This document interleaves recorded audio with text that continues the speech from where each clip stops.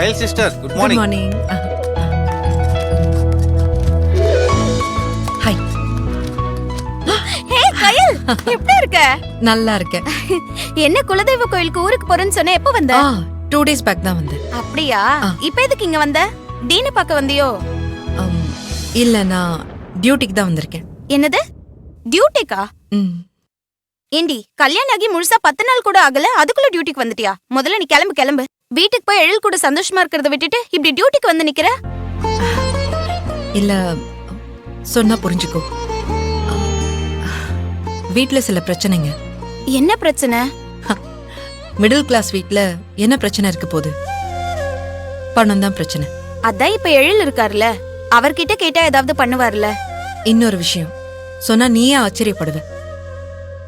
எழிலுக்கு அவங்க அம்மாவை பத்தின எல்லா உண்மையும் தெரிஞ்சிருச்சு. அதனால அவங்க கிட்ட கோச்சிக்கிட்டு சண்டை போட்டு இப்ப நாங்க எங்க வீட்ல தான் இருக்கோம்.